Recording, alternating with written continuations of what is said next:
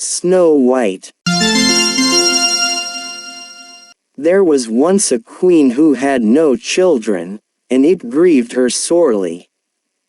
One winter's afternoon she was sitting by the window sewing when she pricked her finger, and 3 drops of blood fell on the snow. Then she thought to herself, "Ah, what would I give to have a daughter with skin as white as snow and cheeks as red as blood?" After a while, a little daughter came to her with skin as white as snow and cheeks as red as blood. So they called her Snow White. But before Snow White had grown up, her mother, the queen, died and her father married again, a most beautiful princess who was very vain of her beauty and jealous of all women who might be thought as beautiful as she was. And every morning she used to stand before her mirror and say, "Mirror, mirror, on the wall, who is the fairest of us all?" And the mirror always used to reply, "Queen, Queen, on thy throne, the greatest beauty is thine own." But Snow White grew fairer and fairer every year, till at last one day when the queen in the morning spoke to her mirror and said, "Mirror, mirror, on the wall, who is the fairest of us all?" The mirror replied, "Queen, Queen, on thy throne, Snow White's the fairest thou must own." Then the queen grew terribly jealous of Snow White and thought how she could get rid of her, till at last she went to a hunter and engaged him for a large sum of money to take Snow White out into the forest and there kill her and bring back her heart. But when the hunter had taken Snow White out into the forest and thought to kill her, she was so beautiful that his heart failed him, and he let her go, telling her she must not, for his sake and for her own, return to the king's palace. Then he killed a deer and took back the heart to the queen, telling her that it was the heart of Snow White. Snow White wandered on and on till she got through the forest and came to a mountain hut and knocked at the door, but she got no reply. She was so tired that she lifted up the latch and walked in, and there she saw 3 little beds and 3 little chairs and 3 little cupboards all ready for use. And she went up to the first bed and lay down upon it, but it was so hard that she couldn't rest, and then she went up to the second bed and lay down upon that, but that was so soft that she got too hot and couldn't go to sleep. So she tried the third bed, but that was neither too hard nor too soft, but suited her exactly, and she fell asleep there. In the evening the owners of the hut, who were 3 little dwarfs who earned their living by digging coal in the hills, came back to their home. And when they came in, after they had washed themselves, they went to their beds, and the first of them said, "Somebody has been sleeping in my bed." And then the second one said, "And somebody's been sleeping in my bed." And the third one called out in a shrill voice, for he was so excited, "Somebody is sleeping in my bed, just look how beautiful she is." So they waited till she woke up, and asked her how she had come there, and she told them all that the hunter had said to her about the queen wanting to slay her. Then the dwarfs asked her if she would be willing to stop with them and keep house for them, and she said that she would be delighted. Next morning the queen went up as usual to her mirror, and called out, "Mirror, mirror, on the wall, who is the fairest of us all?" And the mirror answered as usual. Queen, Queen, on thy throne, Snow White's the fairest thou must own. And the queen knew that Snow White had not been slain. So she sent for the hunter and made him confess that he had let Snow White go. And she made him search about beyond the forest, till at last he brought back word to her that Snow White was dwelling in a little hut on the hill with some coal miners.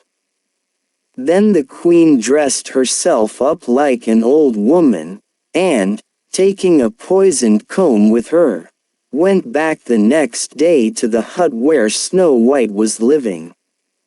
Now the dwarfs had warned her not to open the door to anybody lest evil might befall her, and she found it very lonesome keeping always within doors. When the queen, disguised as an old woman, came to the door of the house, she knocked upon it with her stick, but Snow White called out from within, "Who is there? Go away. I must not let anybody come in." "All right," answered the queen. "If you can come to the window we can have a little chat there, and I can show you my wares." So when Snow White came to the window the queen said, "Oh, what beautiful black hair! You ought to have a comb to bind it up." And she showed her the comb that she had brought with her. But Snow White said, "I have no money and cannot afford to buy so fine a comb." Then the queen said, "That is no matter. Perhaps you have something golden that you can give me in exchange." And Snow White thought of a golden ring that her father had given to her, and offered to give it for the comb. The queen took it and gave Snow White the comb and bade her goodbye, and went back to the palace. Snow White lost no time in going to the mirror, and binding up her hair and putting the comb into it. But it had scarcely been in her hair a few minutes when she fell down as if she were dead, and all the blood left her cheeks, and she was Snow White indeed.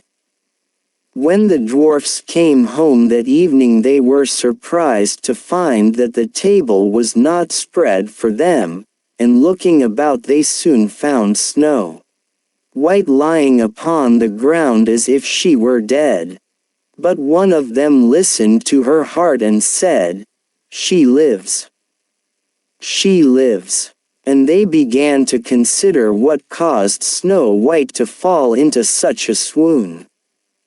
They soon found the comb, and when they took it out Snow White soon opened her eyes and became as lively as she ever was before. Next morning the queen went to the mirror on the wall and said to it, "Mirror, mirror, on the wall, who is the fairest of us all?" Then the mirror said as before, "Queen, Queen, on thy throne, Snow White's the fairest thou must own." Then the queen knew that something had happened to the comb and that Snow White was still alive. So she dressed herself once more as an old woman and took with her a poisoned ribbon and went to the hut of the three dwarfs. And when she got there she knocked at the door, but Snow White called out, "You cannot enter. I must not open the door." Then, as before, the queen called out in reply, "Then come to the window, and you can see my wares." When Snow White came to the window the queen said, "You are looking more beautiful than ever, but how unbecomingly you arrange your hair. Did you use that comb I gave you yesterday?" "Yes, indeed," said Snow White, "and I fell into a swoon because of it. I am afraid there is something the matter with it."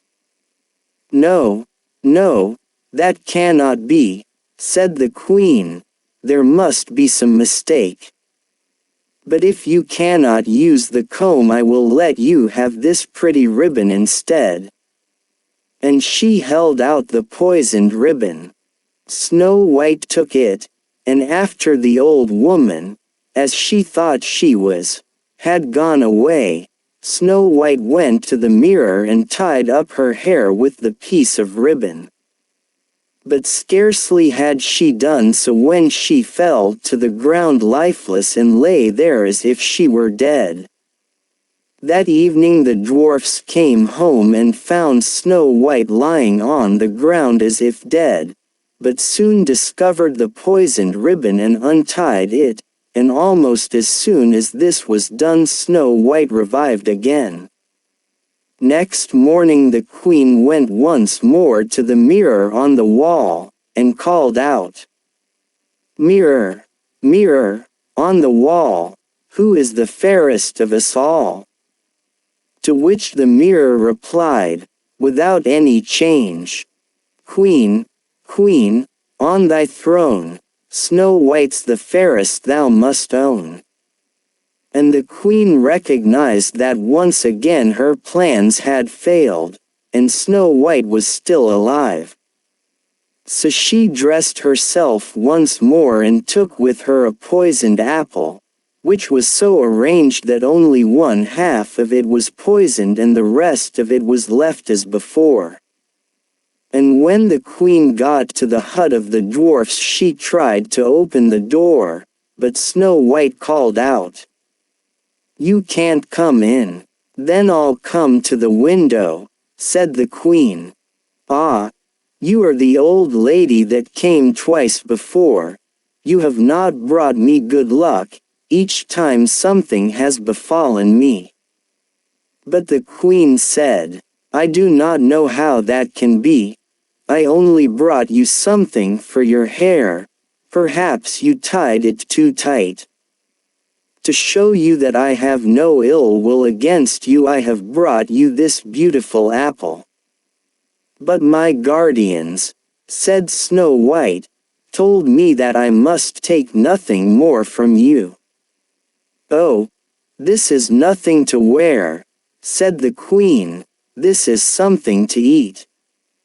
To show you that there can be no harm in it, I will take half of it myself and you shall eat the other half." So she cut the apple in two and gave the poisoned half to Snow White. And the moment she had swallowed the first bite of it she fell down dead. Then the queen slunk away and went back to the palace and went at once to her chamber and addressed the mirror on the wall. "Queen, Queen, on thy throne, the greatest beauty is thine own." Then the queen knew that Snow White was dead at last, and that she was without a rival in beauty. When the dwarfs came home that night they found Snow White lying upon the ground quite dead, and could not find out what had happened or how they could cure her. But, though she seemed dead, Snow White kept her beautiful white skin and seemed more like a statue than a dead person. So the dwarfs had a glass coffer made, and put Snow White in and locked it up. And she remained there for days and days without changing the slightest, looking oh, so beautiful under the glass case.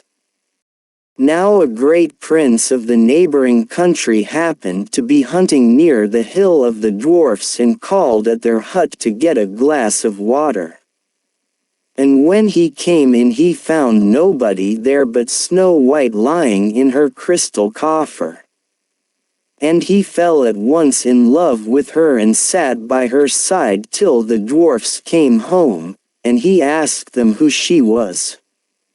Then they told him her history, and he begged that he might carry the coffer away so that he might always have her near him. At first they would not do so.